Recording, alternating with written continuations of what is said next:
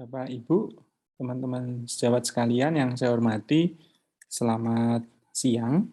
Kita melanjutkan diskusi tentang bagaimana menyusun clinical pathway.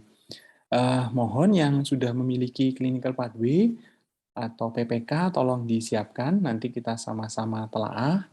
Bagi teman-teman yang belum, mungkin bisa diikuti sesuai dengan panduan atau template yang kami berikan kemarin. Ya. Jadi hari ini nanti lebih banyak practical work-nya. Saya mohon izinkan saya untuk membuka sedikit pengantar, lalu kemudian nanti kita akan lebih banyak diskusi, termasuk di sesi terakhir pada hari ini, saya akan menunjukkan sebuah studi kasus. Saya ingin mengajak Bapak Ibu, para senior, para sejawat semua, untuk melihatnya bukan sebagai suatu kewajiban, ya, bahwa CP itu bukanlah karena ini tuntutan atau ini bagian yang harus saya kerjakan gitu. Tetapi biarkan ini menjadi suatu kebutuhan. Jauh sebelum ada kewajiban itu atau suatu ada akreditasi dan sebagainya, kami di rumah sakit sudah mulai membuat CP karena adanya kebutuhan. Dan kebutuhan tadi sangat baik ya kalau kita lihat dari kata-katanya Charles Darwin. Bukanlah yang terkuat yang berhasil bertahan hidup, juga bukan yang terpintar, tetapi yang paling responsif atau paling tanggap terhadap adanya perubahan. Nah, kita ada di era yang berubah, sehingga salah satu sistem kendali, terutama mutu dan biaya, atau yang kemarin diistilahkan beberapa kali sebagai efisiensi, adalah clinical pathway. Ya, jadi karena kenyataan tersebutlah, maka kita membutuhkan CP. Nah, saya pikir prinsip inilah yang akan membedakan sebenarnya tingkat-tingkat keberhasilan clinical pathway. Kalau ini dibuat sebagai suatu kewajiban, ya ini ya dibuat karena saya memang harus ini, ya itu akan berbeda, sedikit banyak mungkin berbeda ceritanya kalau ini memang dibuat sebagai kebutuhan. Ya, jadi kalau ini sebagai kebutuhan, maka tentu para champion di rumah sakit Bapak Ibu lah yang akan berjuang cukup keras bagaimana untuk mengimplementasikan, mengevaluasi, dan mempertahankan supaya clinical pathway ini tetap berjalan dengan baik. Bapak Ibu, teman-teman sejawat, izinkan saya sedikit mengulang perubahan paradigma inilah yang membuat kata-kata Charles Darwin tadi relevan. Pada era sebelum JKN, pada era fee for services, rumah sakit itu hampir tidak memiliki risiko untuk rugi. Kenapa? Karena pasti antara tarif dan cost-nya ini ada selisih. Ini yang kita sebut sebagai profit margin. Ya, biasanya profit margin ini adalah bisa 20 sampai 40%, ya, sangat tergantung dari rumah sakitnya. Artinya apa? Hampir nggak ada ceritanya rugi. Karena tarifnya akan mengikuti seiring dengan cost-nya, dengan margin profit-nya. Ya. Ya, kerugian mungkin bisa aja sih kalau pasnya tiba-tiba lari dan kita nggak tahu gitu ya. Tetapi di era CBG, CBGs, maka tarif tadi dipatok di depan. Ya, kalau pelayanan ini tarifnya sekian. Sehingga rumah sakit harus mempertahankan mutu pelayanannya, tetapi di sisi lain juga memperhatikan cost of treatment. Ya, yang kalau cost of treatment-nya ini melebihi daripada tarifnya, maka bisa saja ada potensi kerugian. Kenapa? Karena pembayaran itu dilakukan secara prospektif, artinya fixed price. Nah, coba Bapak Ibu, ini kita sedikit mengulang yang kemarin soal nomor 1 ini di Permenkes 1438 tahun 2010.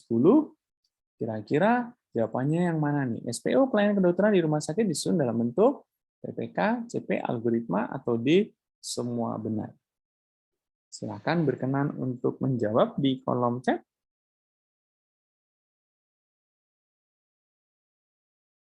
A, B, C, atau D.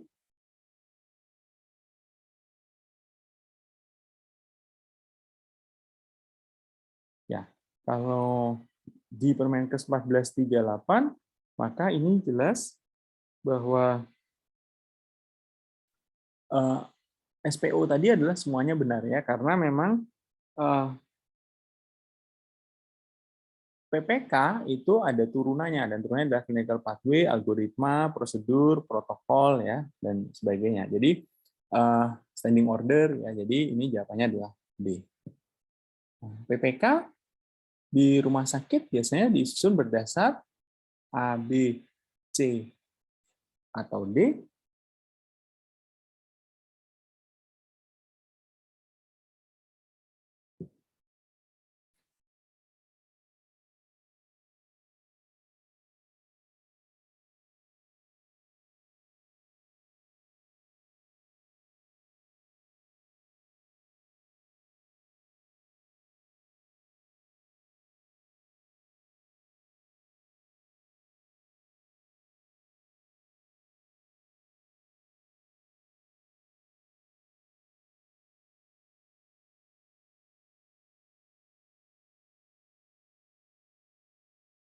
Ya, kalau dilihat dari sini tentu semuanya pertama terhadap kebutuhan ya.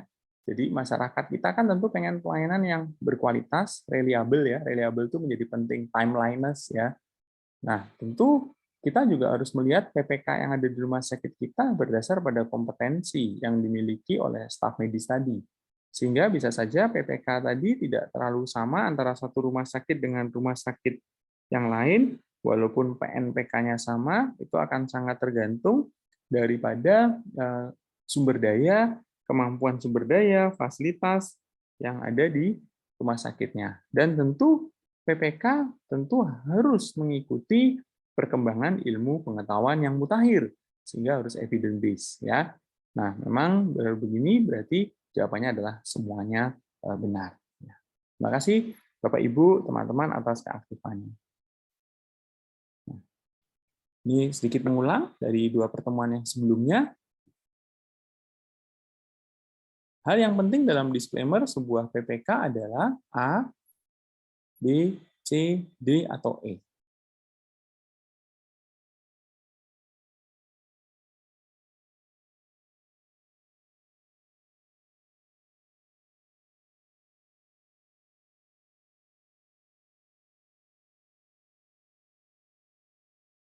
Ya, ini jawabannya juga adalah D. Ya, jadi PPK ini dibuat untuk average patient. Jadi tentu PPK tidak bisa berlaku internasional ya, karena perbedaan sumber daya tadi. PPK ini dibuat oleh ahli ya, silahkan itu mau ditulis atau tidak, tapi itu bukan merupakan disclaimer ya. Menjamin kesembuhan tentu tidak boleh, karena berdasar hukum kedokteran yang berlaku, kita ini pada daya upaya, bukan pada hasil. Lalu kemudian PPK tidak sangat lengkap untuk menggantikan sebuah buku ajar. Nah, itu sekalian pengingat, Bapak Ibu, tolong Anda coba cermati PPK-nya Bapak Ibu yang kemarin saya minta bawa, apakah di PPK Bapak Ibu itu sudah ada disclaimer-nya atau belum. Ya, karena di Permenkes 1438 itu jelas disampaikan bahwa disclaimer itu harus ada di setiap dokumen PPK. Ya, jadi kalau belum ada, tolong dilengkapi, dan beberapa item bisa saja diambil dari yang sudah dicontohkan di Permenkes 1438. Misalnya PPK ini untuk kondisi patologi tunggal, ya PPK ini dibuat untuk every patient, PPK ini lebih menekankan proses dan bukan pada hasil, respon individu terhadap pengobatan itu bervariasi. Nah, berdasar dari quote Charles Darwin tadi, maka manajemen dan dokter sebagai uh, tim leader ya di sebuah pelayanan kesehatan itu akan ada pada suatu titik temu ya, di mana proses pelayanan tadi harus mempertimbangkan efektivitas ya. Ini yang kita sebut dengan mutu, ya sembuh, kemudian kecacatan berkurang, lama rawat inap lebih pendek, komplikasinya lebih minimal, ya, kemudian readmisi lebih rendah, tapi di sisi lain kita mempertimbangkan biaya, yang kita sebut dengan efisiensi. Dan kalau bicara di dalam proses pelayanan tadi, maka salah satu daripada perangkat kendali mutu dan kendali biaya di proses pelayanan adalah sebuah clinical pathway. Nah, Bapak Ibu, para senior dan para sejawat coba cermati. Sebenarnya yang ingin dituju dari sebuah pemberlakuan clinical pathway adalah seperti ini. Ya, kalau Anda cermati, maka sebenarnya biaya untuk sebuah penyakit itu kan hampir sama. Itu yang barnya warnanya biru. Ya. Kelas 3, kelas 2, kelas 1, biaya pelayanannya kan pasti sama lah ya. Wong sakitnya sama. Yang sedikit membedakan sebenarnya kan yang warnanya hijau ini kan. Yang sedikit membedakan yang warnanya hijau tadi misalnya makanannya, ya, fasilitasnya, ruang ber-AC-nya gitu ya. Nah, kan harusnya dia sama saja ya. Jadi birunya ini akan sama saja. Nah, padahal kenyataannya mungkin yang seperti warna merah ini misalnya ya, bahwa kalau dia di kelas 3 dia diperlakukan sedikit berbeda dengan di kelas 2 dan kelas 1 dalam hal misalnya merek obatnya ya, atau obat-obat yang misalnya tidak tercover oleh sistem pembiayaan gitu. Jadi harusnya tidak boleh ya, harusnya dia yang seperti yang bar biru ini. Nah, itulah yang ingin dituju oleh sebuah clinical pathway sebenarnya, bahwa kondisi-kondisi pasien yang seragam, yang serupa, harusnya mendapatkan perlakuan yang serupa. Sehingga kalau Bapak Ibu, para senior, para sejawat cermati, di dalam disclaimer tadi, yang paling penting adalah apa? Average patient. Inilah pasien rata-ratanya. Ya. Akan ada kelompok pasien yang ekstrim, kubu ekstrim ya, baik banget atau jelek banget kondisinya, dan itu mungkin tidak bisa mencakup di dalam clinical pathway. Nah, ini suatu penelitian kami yang kami kerjakan beberapa waktu yang lalu, dan kalau para senior, para sejawat coba cermati ya, maka cost driven dari misalnya sebuah penyakit stroke iskemik, dan saya yakin juga untuk penyakit-penyakit lain itu yang paling besar adalah biaya obat dan barang medik ya. Ini hampir 40% ya dibandingkan yang lain. Ya ini untuk stroke pasti biaya penunjangnya akan cukup banyak ya, CT scan dan sebagainya, imagingnya itu pasti akan tinggi. Tetapi dari sini, dan ini hampir serupa dengan hampir semua penyakit, adalah biaya obat dan barang medik. Artinya apa? Melakukan standarisasi dalam tanda kutip untuk obat dan barang medik itu akan membuat Bapak Ibu tidak mendapatkan variabilitas yang sangat besar di dalam biaya penyakit yang ada di rumah sakit Bapak Ibu. Nah, ini catatan yang penting. Jadi ketika kita melakukan standarisasi ya, kita melakukan standarisasi dan juga melakukan hal-hal untuk memperbaiki pola persepan, maka Bapak Ibu akan mendapatkan variabilitas yang tidak terlalu tinggi dalam hal analisis biaya untuk suatu penyakit yang Bapak Ibu tangani di rumah sakit Bapak Ibu. Ya, jadi ini adalah studi yang kami kerjakan. Ya. Nah, apa itu pathway? PAT itu jalan setapak ya. Ini kita sudah review kemarin ya. Yang tujuannya memang menghantarkan pasien dengan kondisi yang hampir serupa di sini sampai kepada tujuannya. Dengan asumsi bahwa baik itu kondisi pasien ya, kemudian kerjasama tim di rumah sakit ya, sistem di rumah sakit itu memastikan bahwa PET ini terlampaui dengan baik gitu. Bisa saja ada perubahan kondisi pasien atau ada error di rumah sakit yang membuat dia tidak bisa melalui PET ini sampai kemudian sampai ke tujuannya. Ya, ini kemarin sudah ya. Jadi ciri khas daripada pathway adalah pelayanan yang sifatnya kolaboratif dan multidisiplin. Ya, itu ciri khas yang pertama. Ciri khas yang kedua adalah adanya aktivitas-aktivitas. Ya, aktivitasnya apa saja itu yang harus nanti Bapak Ibu, para senior dan para sejawat identifikasi. Apakah aktivitas-aktivitas tadi? Baik dalam hal diagnosis maupun dalam hal terapi. Ya. Kemudian aktivitas-aktivitas tadi akan dilakukan dalam waktu tertentu. Nah, ini juga ciri yang lain. Ya, waktu tertentu tadi tentu akan berlaku diambil dari data-data yang sudah ada atau dari konsensus para anggota tim yang terlibat. Ya, mau melakukan perawatan untuk kasus X itu berapa hari? Ya, nanti baru dilakukan audit secara berkala untuk melihat apakah hari ini tercapai atau tidak. Lalu kemudian kita ini tidak melayani sebuah mesin atau robot, ya, yang kita layani adalah manusia dengan semua variasinya, sehingga mau tidak mau, suka tidak suka, di dalam perjalanan ini akan ada variansi-variansi. Sehingga kondisi variansi dari subjek ini, kondisi variansi dari sistem pelayanan kita, kondisi variansi dari para petugas kesehatan dapat saja memberikan adanya variansi pelayanan. Ya. Dan variansi pelayanan ini harus kita lakukan analisis. Jadi, itulah bagian dari auditnya ketika ada deviasi. Karena apa? Berdasar daripada definisinya, audit itu kata-kata yang paling sederhana adalah memastikan hal yang harus dilakukan itu dilakukan. Bila tidak dilakukan, kenapa? Itu audit. Jadi, memastikan hal yang harusnya dikerjakan itu dikerjakan. Loh, ini nggak dikerjakan. Ya, berarti ada alasannya kenapa. Nah, jadi itu adalah ciri khas dari sebuah clinical pathway. Jadi memang perencanaan pelayanan terpadu, nah ini yang penting ya Bapak Ibu, sehingga mulai disiapkan alat tulisnya untuk tadi Bapak Ibu mencoba melihat setiap langkah. Setiap langkah. Jadi dilihat dulu dari PPK-nya, kemudian dari PPK tadi dituliskanlah aktivitas-aktivitasnya.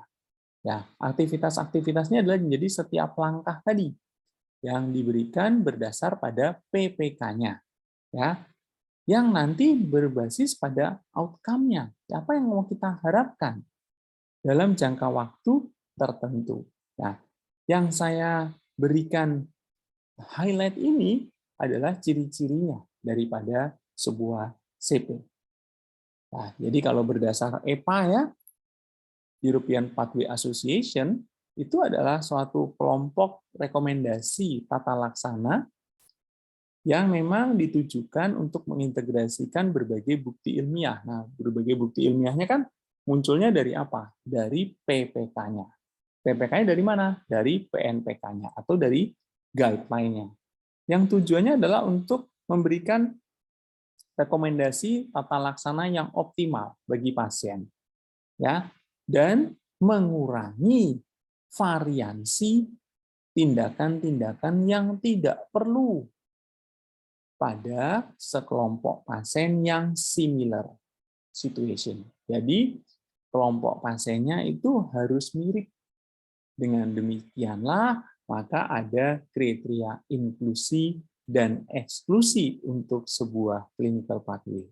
Karena apa? Pasiennya itu harus serupa. Ketika Bapak Ibu melakukan pelayanan dengan pasien yang mungkin tidak serupa sekali, misalnya suatu kanker dengan berbagai stadiumnya, atau misalnya stroke dengan berbagai tingkatan keparahannya, maka bisa saja kita memberikan batasan-batasan tertentu kapan ini bisa menggunakan CP dan kapan tidak bisa menggunakan CP. Ya, jadi dari sini Bapak Ibu sudah bisa mencermati bahwa tujuannya adalah untuk membantu kita sebagai petugas kesehatan memberikan pelayanan yang optimal, tidak ada banyak variasi pada kelompok pasien yang relatif serupa. Nah, dengan demikian, ciri-cirinya adalah bahwa dia akan bisa memberikan pelayanan multidisiplin, jadi pathway itu harus ada catatan yang multidisiplin, memberikan yang terbaik untuk kelompok pasien tertentu sebagai sebuah alat untuk koordinasi pelayanan ya dengan jangka waktu yang sudah diprediksikan. Nah, ini yang juga penting. Artinya apa? Kalau Bapak Ibu memiliki data-data sebelumnya sebagai dasar untuk menetapkan tabel waktunya, itu lebih baik. Tapi kalau tidak, maka bisa saja menggunakan prediksi ya, yang didasarkan daripada konsensus semua orang yang terlibat tadi. Clinical pathway adalah cetak biru yang memandu kita untuk memberikan pelayanan yang tepat.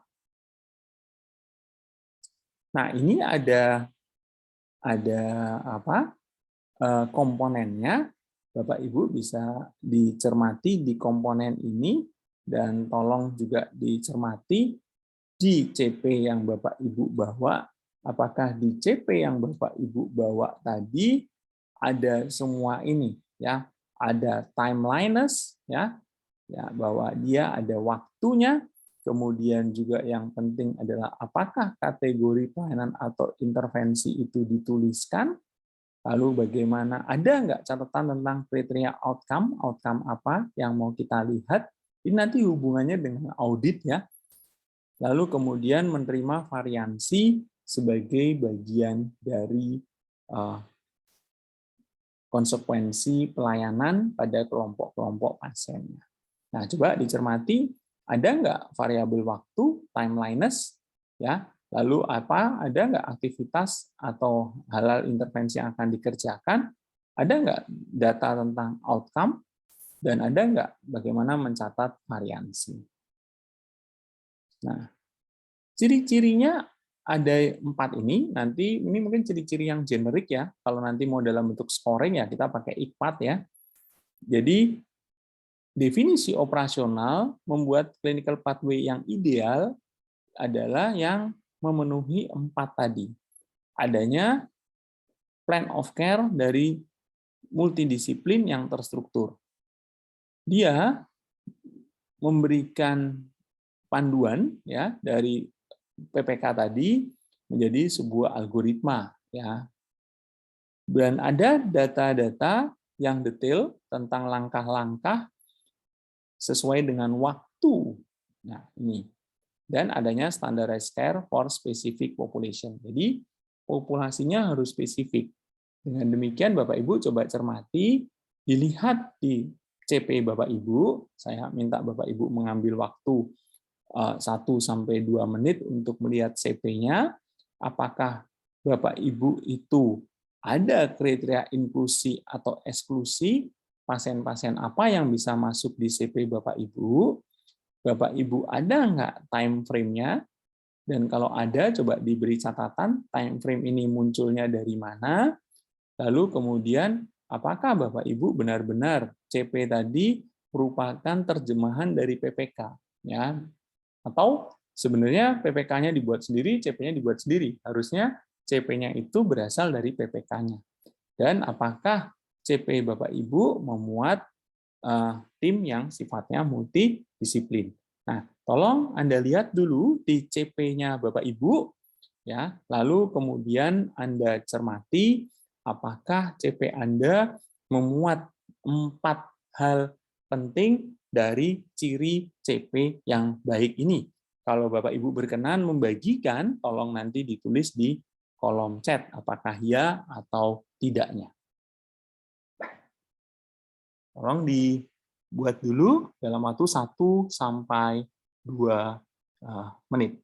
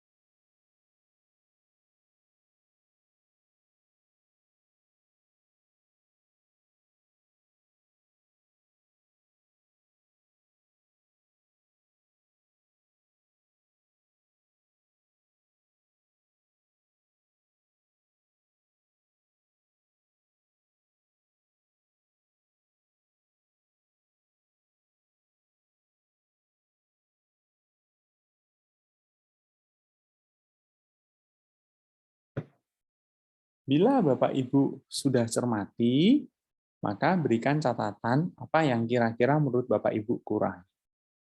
Nah, ini prinsip-prinsip dari CP, ya, bahwa dia harus berkesinambungan, artinya ada continuing of care, ya, dan memang fokusnya adalah pada pasien.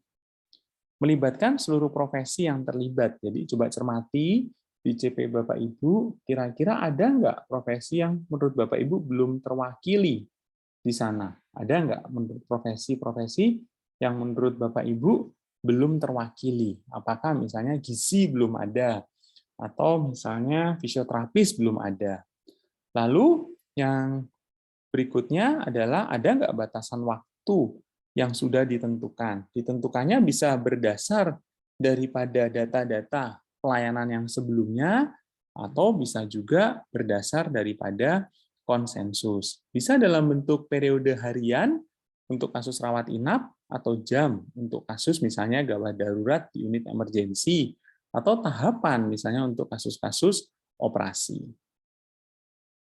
Lalu kemudian dilihat apakah pencatatan tadi dilakukan secara berkesinambungan sebagai bagian dari rekam medis.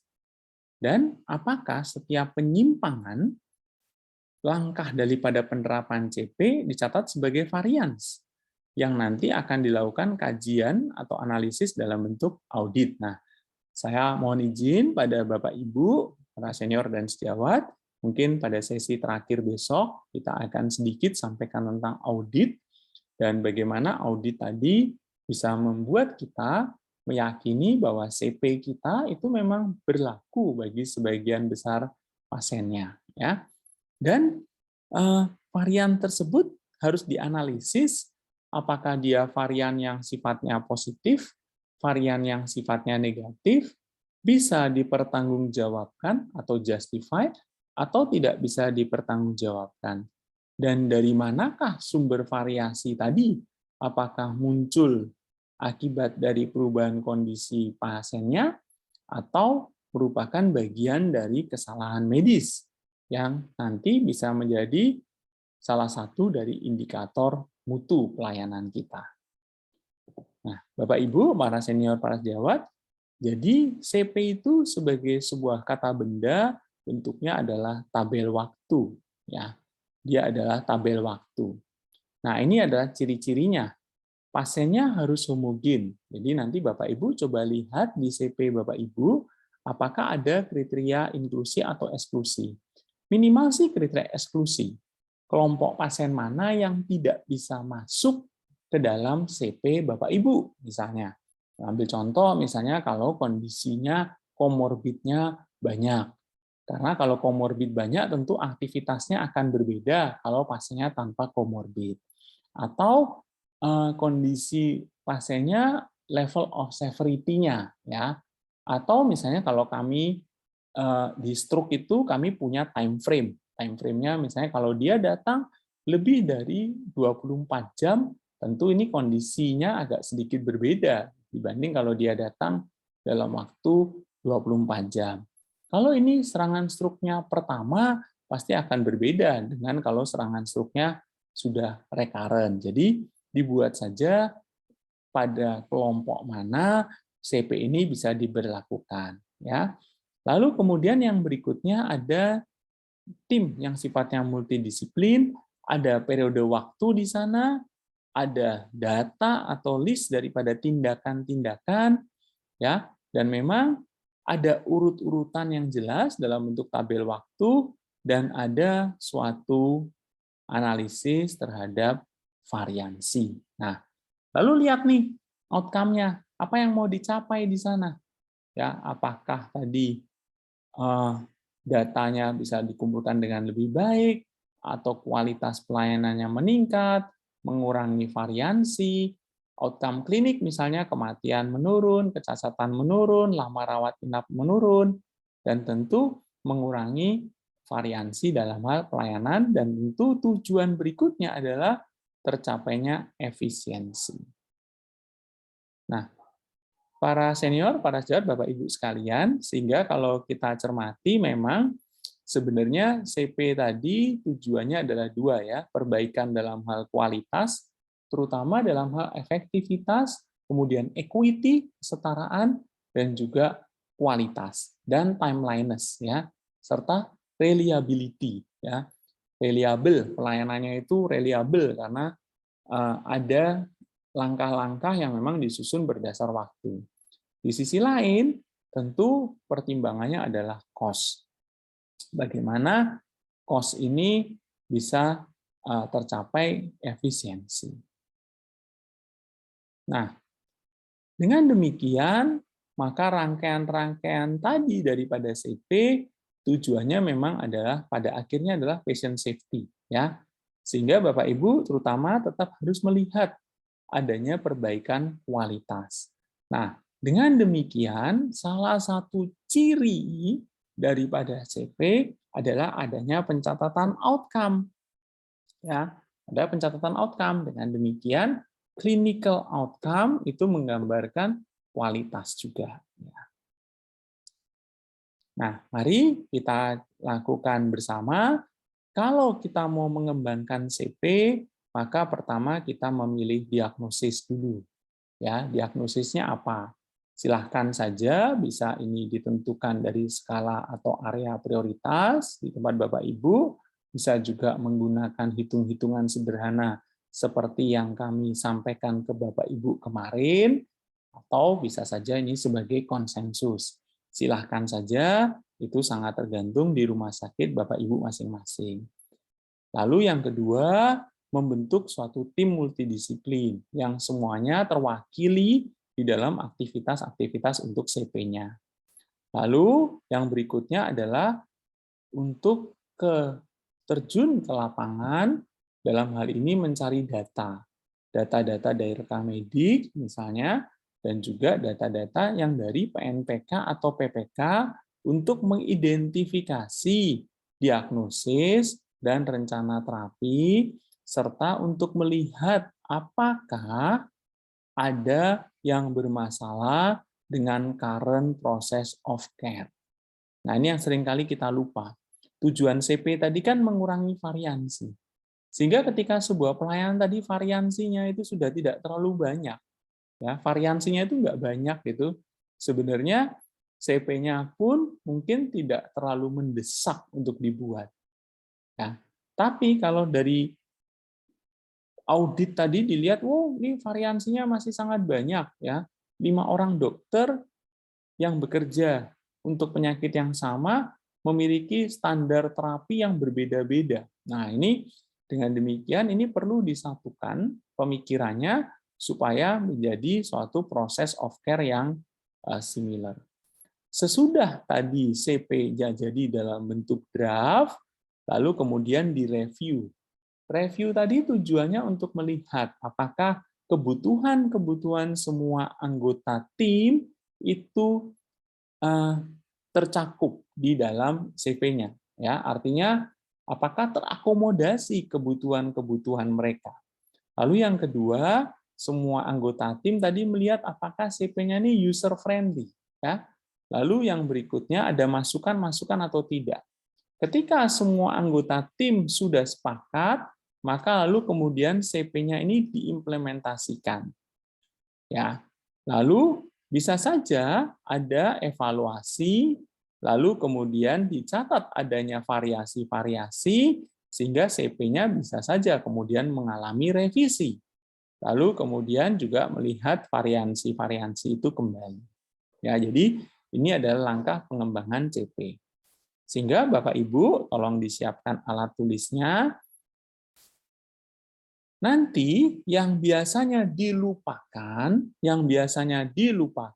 kalau Bapak Ibu lihat ya, ini ada preparation, ada develop, ada implementasi, lalu bagaimana evaluasi dan perbaikan.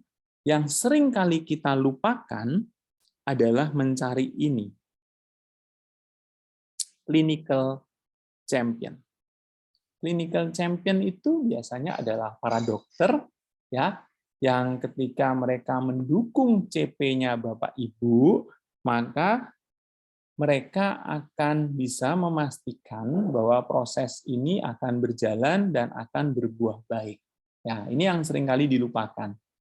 yang membuat itu adalah PMKP, clinical champion-nya dilupakan karena clinical champion-nya juga tidak diajak bicara, lalu kemudian pada waktu mereka praktek, mereka tidak menggunakan CP-nya. Clinical champion bisa saja sosok seorang dokter yang mungkin tidak menjabat di struktural, tetapi dia disegani, ya sosok senior. Biasanya ada tuh di komite-komite medik itu ada dia. Ya, nah dari para clinical champion tadilah kita mulai menjelaskan ini apa sih tujuan dari CP. Ya, yang paling ditakutkan oleh para dokter itu sebenarnya adalah CP itu memberangus atau membatasi kebebasan klinik. Medicine is an art itu masih dianggap atau dianut oleh banyak dokter. Ya, disampaikan bahwa ini adalah suatu alat bantu untuk mengurangi variansi, tetapi menerima variansi sebagai bagian dari kebebasan klinik dan dari jawaban atas perubahan dari kondisi pasien. Jadi ini yang penting. Bapak Ibu, tolong bagi yang belum membuat atau sudah membuat, pikirkan bahwa Anda mengidentifikasi para clinical champion di rumah sakit Anda, supaya para clinical champion tadilah yang akan bisa mendukung sampai kemudian evaluasi dan implementasinya. Jadi saya hanya ingin menggambarkan pentingnya clinical champion tadi.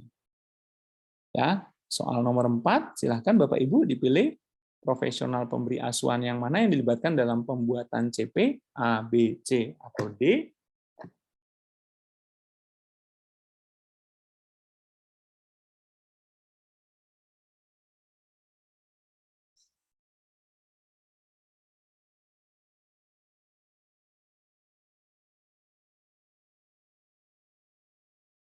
Nah, ini jawabannya adalah D ya, semuanya dilibatkan. Nah, Bapak Ibu, saya mohon untuk Bapak Ibu di lembar kertasnya bisa mulai menuliskan berdasar dari Excel yang kemarin kami berikan atau konsensus, monggo saja, silahkan saja. Bapak Ibu mulai menulis diagnosis 1, diagnosis 2, diagnosis 3, 4, mungkin berhenti di 3 dulu ya, yang Bapak Ibu anggap paling layak untuk dibuat CP-nya berdasar dari kriteria high volume, high risk, dan high cost. Silahkan dituliskan.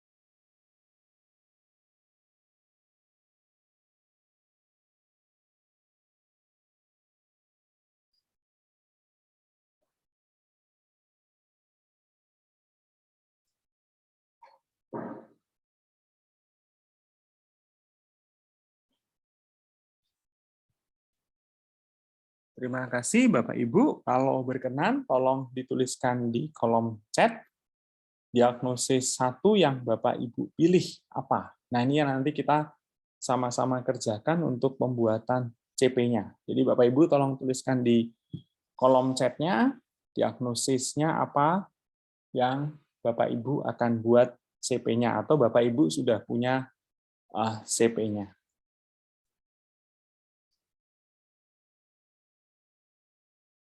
Terima kasih. Lalu kemudian kita pilih timnya. Ini silahkan saja nanti siapa yang akan berlaku sebagai ketua, sekretaris, siapa saja dokter, perawat yang terlibat.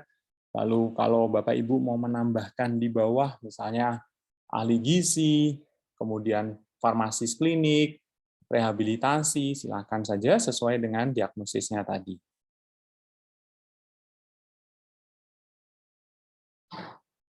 Nah, yang berikutnya adalah Bapak Ibu coba cermati, Bapak Ibu melihat kembali kenapa sih CP Bapak Ibu tadi Bapak Ibu lakukan ya. Jadi ini ada trigger ya, ada pemicunya. Bapak Ibu mendapatkan misalnya banyak keluhan ya, atau ada banyak audit tentang pelayanan yang suboptimal. Maka ini layak untuk dibuat CP-nya, ini trigger ya. Atau Bapak Ibu mendapat external inspiration. Nah, external inspiration itu salah satunya lembaga akreditasi tadi. Ya. Lembaga-lembaga eksternal yang memang membuat kita untuk menjadi lebih baik dan lebih baik gitu ya. Nah, coba Bapak Ibu cermati, lalu kemudian untuk kembali kepada CP-nya tadi, Bapak Ibu melihat apakah di dalam pembuatan tadi Bapak Ibu sudah memiliki dasar. Maka dasarnya adalah PPK-nya. Coba Bapak Ibu identifikasi apakah PPK-nya sudah tersedia. Kalau sudah, maka lalu kemudian dilihat apakah tujuannya ya untuk mengurangi variasi atau memperbaiki outcome dan sebagainya. Ya, jadi biasanya di sini ditentukan dulu berapa hari yang mau dilakukan. Ini bisa dari common practice yang sudah ada, atau bisa juga merupakan bagian dari konsensus daripada semua tim yang terlibat kalau datanya belum ada. Nah, sehingga coba lihat dari pengembangan tadi, kunjungan lapangan, ini kita melihat data-data di rekam medik, meminta rata lama perawatan, misalnya mencari PPK, ya, tentukan loss, dan lalu kemudian Bapak Ibu dari diagnosis yang Bapak Ibu pilih tadi, coba Bapak Ibu cermati PPK Bapak Ibu untuk mengidentifikasi aktivitas, baik itu untuk diagnosis maupun untuk terapi. Silakan dicermati, identifikasi aktivitas-aktivitasnya dari PPK yang sudah ada di depan Bapak Ibu.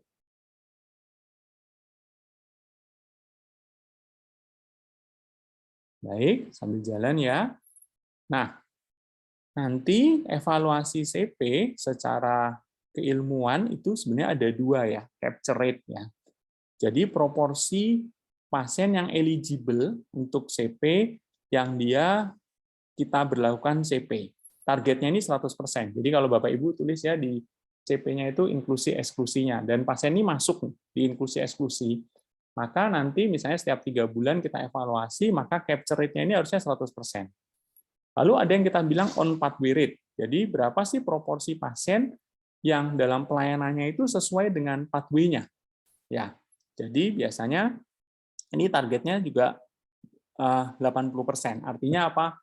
Ya variansinya 20%.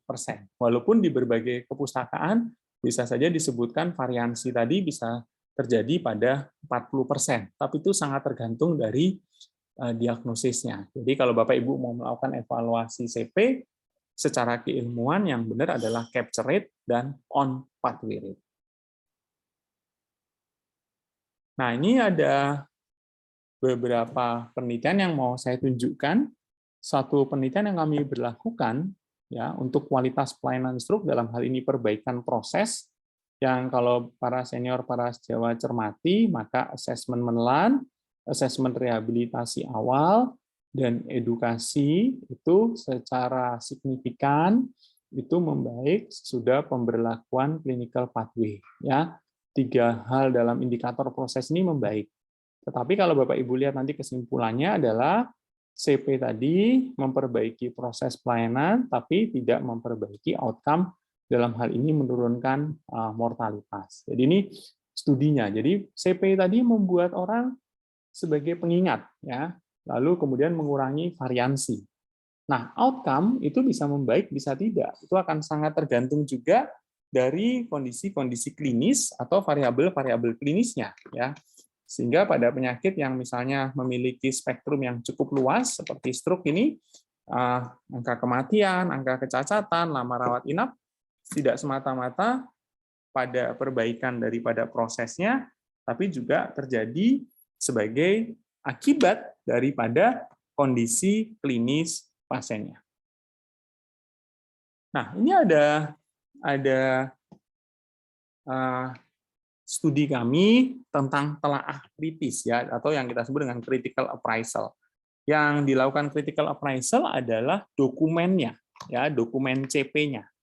Ini kami mengerjakan untuk hal-hal di bidang bedah, ya, APP, hernia inguinentalis lateralis, dan hemoroid dektomi, ya. Ini terbit kurang lebih 4 tahun yang lalu paper ini. Nah, saya mohon teman-teman, para senior dan para sejawat mencermati di CP-nya Bapak Ibu, di IKPAT yang kami berikan, tolong aja diberi centang, ya. Berapakah yang tercentang positif seperti ini di tempat Bapak Ibu? Tolong dibuat dulu dari 12 pertanyaan di IKPAT tadi, berapa yang Bapak Ibu bisa centang. Misalnya titik awalnya berapa, titik akhirnya berapa, kemudian outline pelayanan, ada kolom varian, gitu, ada ruang penulisan untuk varian, gitu ya. Silakan diberi tanda centang dalam waktu mungkin 1-2 menit.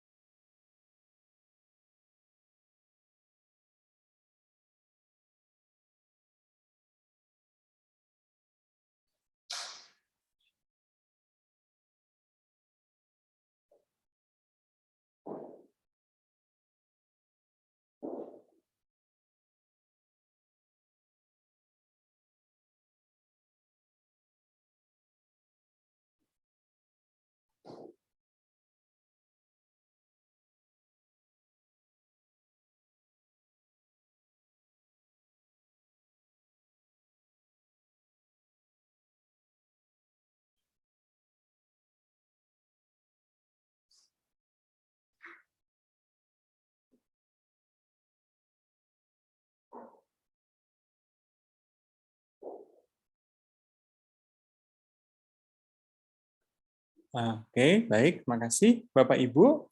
Dimensi 1 IKPAT itu sifatnya mandatori. Artinya bila ada yang belum tercentang, maka Bapak Ibu harus sedikit banyak merevisi CP Bapak Ibu supaya dia bisa disebut sebagai CP.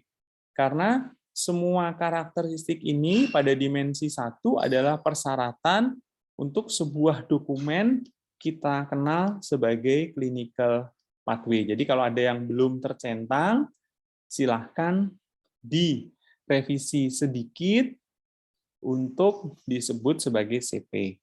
Bagi Bapak Ibu yang belum memiliki clinical pathway, pada waktu membuat sesuai dengan template yang kami berikan, tolong benar-benar diperhatikan untuk semua ciri-ciri yang ada di 12 ini.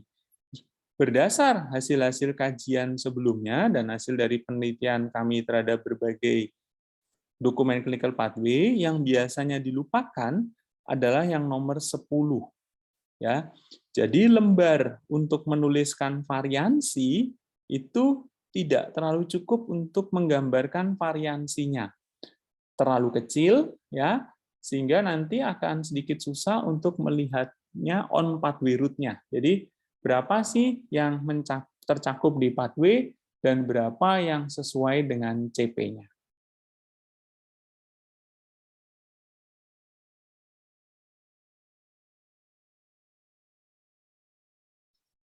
Baik, Bapak Ibu, kalau sudah, tolong dilihat kembali di lembar pathway-nya, lalu lihatlah dimensi 2 IKPAT.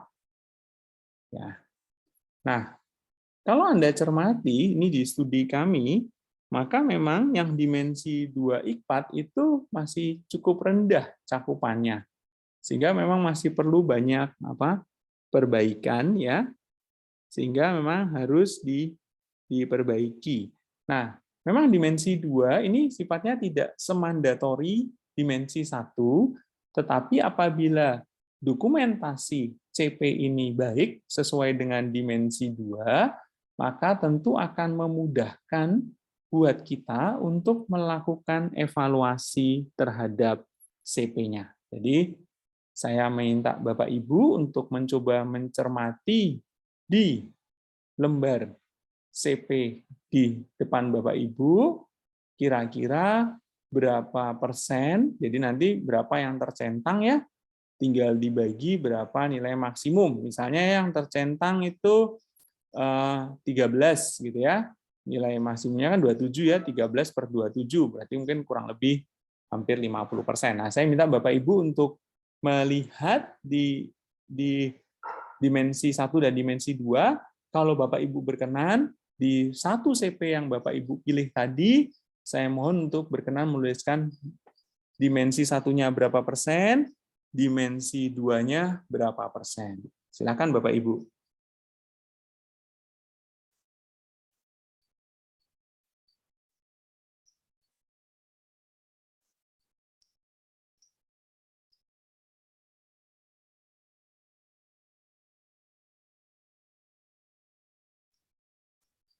Silahkan dicermati dulu dimensi 1 dan dimensi 2. IKPAT Word-nya sudah kami kirim ya di Bapak Ibu kemarin. Bisa Bapak Ibu pakai sebagai dasar untuk menentukan scoring di tempat Bapak Ibu. Silakan Bapak Ibu.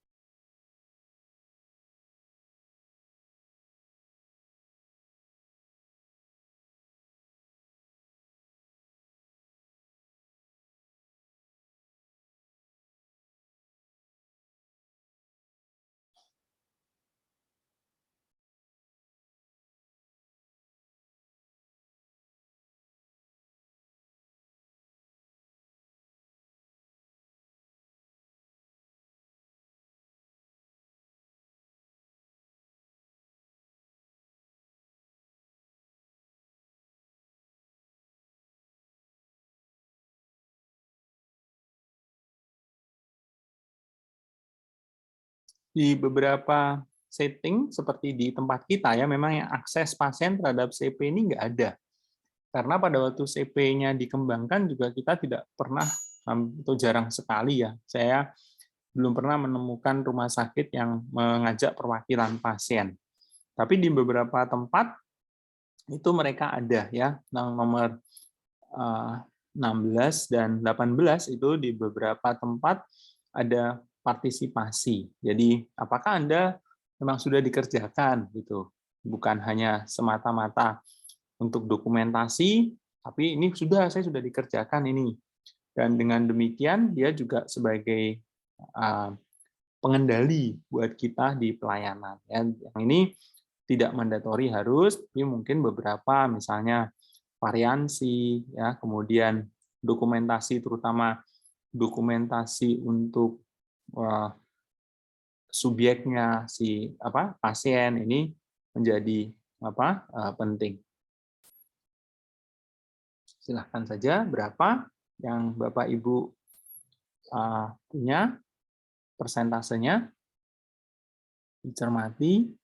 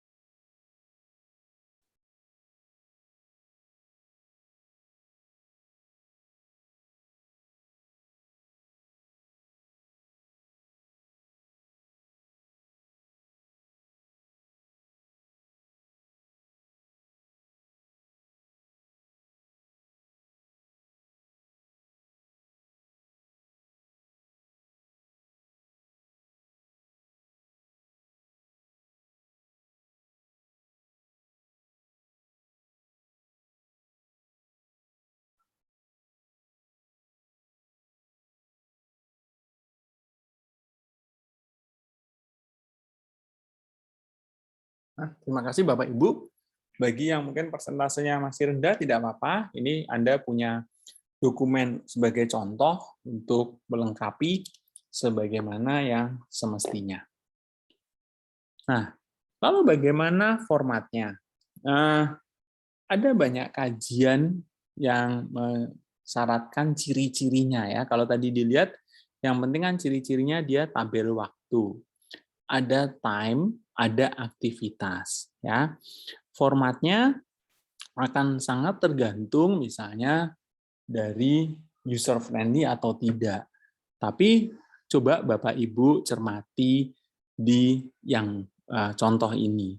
Kalau berdasar tadi ya, variansinya tentu akan kecil ya. Ini nggak bisa nih dituliskan apa variansinya. Paling ya tidak ya. Tapi apa jenis variansinya, apa yang terjadi, apa tindak lanjutnya, sumber variansinya dari mana, pasti akan sangat susah. Ya. Yang kedua, coba Bapak Ibu juga cermati di sini kira-kira ada nggak masukan dari Bapak Ibu terhadap form ini? Coba dicermati dulu.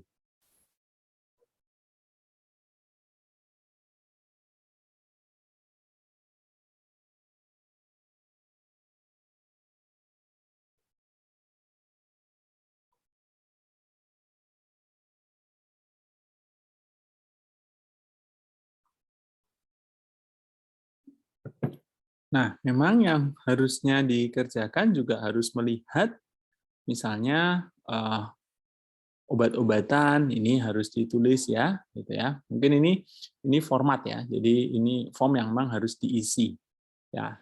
Jadi mungkin yang sedikit jadi catatan untuk form ini adalah misalnya petunjuk pengisian, kemudian kriteria pasien yang bisa masuk di dalam CP atau tidak, dan juga lembar variansinya. Nah, ada lagi yang seperti ini ya, di mana dia membebaskan sebenarnya bukan membebaskan ya, artinya dia dalam bentuk contreng. Nah, sedikit masukan untuk yang seperti ini adalah bahwa ketika dia tidak dicontreng itu ada dua kemungkinan ya, tidak dilakukan atau dilakukan tapi tidak dicontreng. Nah, ini juga menjadi sedikit banyak catatan untuk hal yang begini ya. Lalu kemudian obat, ini mungkin belum tercatat ya di sini ya, obat biasanya memang harus lebih sedikit detail untuk memastikan bahwa memang kita mengurangi variansi daripada pelayanan. Ya, ini yang kemarin ya saya tunjukkan ya. Nah, kalau yang ya tidak begini, biasanya akan lebih bagus. Kenapa? Karena kalau dia tidak, maka dia contohnya tidak. Berarti kalau memang kosong, ini berarti memang belum dievaluasi atau belum dikerjakan. Ya. Beberapa bisa memberi pembatasan begini, artinya memang aktivitas ini hanya pada hari pertama dan tidak pada hari berikutnya. Obat ini hanya pada hari pertama dan tidak pada hari berikutnya. Dengan demikian, variansi daripada pelayanan bisa sangat dikurangi. Ya, yang tujuannya tadi ya, tujuannya apa sih sebenarnya? Salah satu tujuan pentingnya adalah efisiensi. Ya, sehingga kalau kembali kepada kata Charles Darwin tadi, ini bukan semata-mata untuk memenuhi persyaratan untuk akreditasi, tapi kalau Bapak Ibu berlakukan dengan baik, maka efisiensi itu akan terjadi. Dan dengan memiliki CP yang baik, Bapak Ibu bisa menghitung cost of treatment dengan sangat mudah. Nah, jadi dengan memiliki CP yang baik, maka Bapak Ibu akan bisa melihat nih prosedurnya apa saja. Di prosedur ini Bapak Ibu akan bisa mengidentifikasi materialnya apa, peralatannya apa, infrastrukturnya apa, siapa orangnya gitu ya. Sehingga ketika ini muncul dalam bentuk cost of treatment, Bapak Ibu bisa lalu mengambil langkah-langkah di mana sih saya ingin melakukan penghematan atau efisiensi. Ya. Jadi yang di list misalnya adalah aktivitasnya. Lalu dari aktivitas tadi akan muncul berapa jumlahnya, berapa N-nya. Ya, misalnya kalau visite kan visite 5 hari ya berarti kan 5 kali visit ya. Tapi kalau pendaftaran kan cuma 1 kali. Ya, lab ini misalnya cuma 1 kali. Terapi obat ya 5 hari. Obatnya apa saja kita bisa hitung N-nya. Sehingga nanti ada utilisasi di sana, ada biaya. Dan lalu kemudian Bapak Ibu mendapatkan data berapa sih persentase daripada aktivitas dan utility dan biaya ini terhadap cost of treatment, yang seperti tadi kami contohkan di pasien untuk stroke iskemik. Dengan demikian Bapak Ibu bisa mengidentifikasi manakah yang paling tinggi dan manakah yang memang tidak semestinya, sehingga bisa dilakukan penghematan.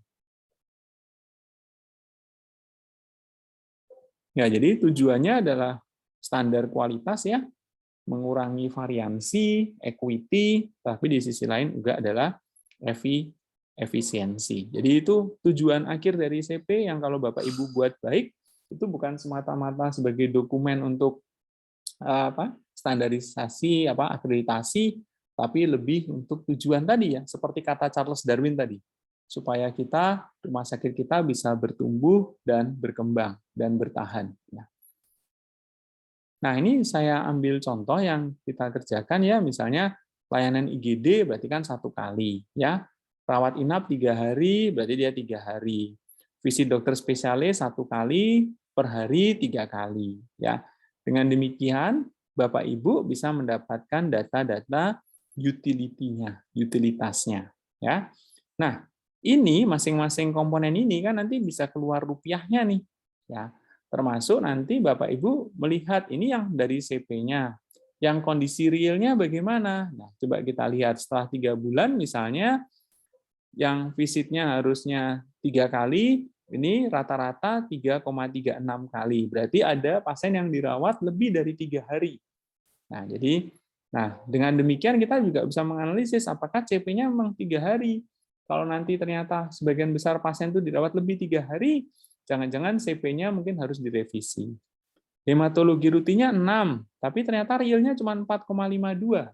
Berarti mungkin beberapa subjek, beberapa pasien itu membawa hasil lab dari luar yang tidak perlu diulang. Misalnya seperti itu. Ya. Tetapi ada yang harusnya tidak dilengkapi, tapi ada nih. Berarti mungkin dokternya merasa perlu pemeriksaan tadi.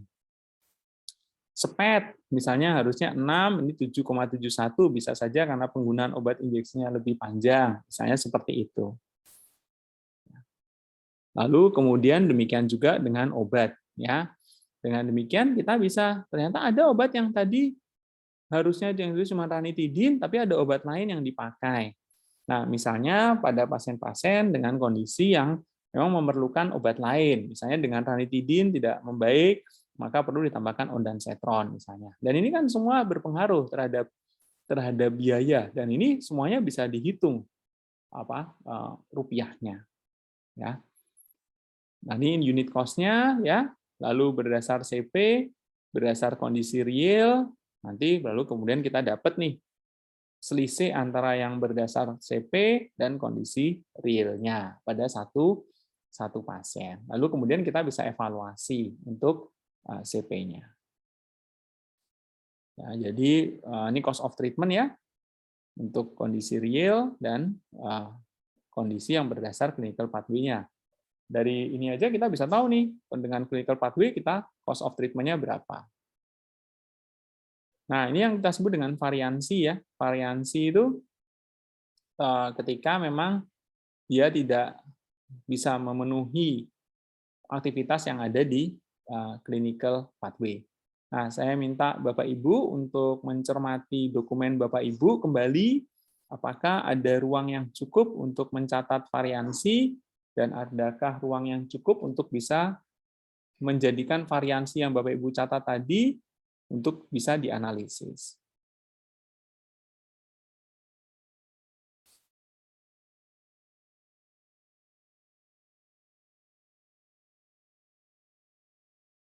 Ini beberapa hambatan ya, kultur misalnya edukasi, dokter dan desain ya. Coba dicermati, ini dari hasil penelitian ya, memang biasanya kita harus memberi edukasi yang baik ya, terutama pada perawat, para dokter, bagaimana sih cara mengisi, apa kepentingan daripada CP. Para dokter biasanya mereka resisten ya, atau no review, mereka tidak merasa dilibatkan. Nah, hati-hati Bapak Ibu terhadap desain. Yang kalau Bapak Ibu cermati di paling atasnya adalah too many pathway gitu ya. Jadi kalau dibuat semakin banyak, orang juga semakin bingung nih mau pakai yang mana ya. Atau desainnya itu membingungkan ya. Nah, jadi tolong identifikasi kemungkinan hambatan ini, dituliskan saja di kolom chat kalau Bapak Ibu berkenan, atau dituliskan di lembar kertas Bapak Ibu, kira-kira di tempat Bapak Ibu bagi yang sudah menjalankan dan yang sudah punya, yang mana yang menjadi hambatan di rumah sakit Bapak Ibu.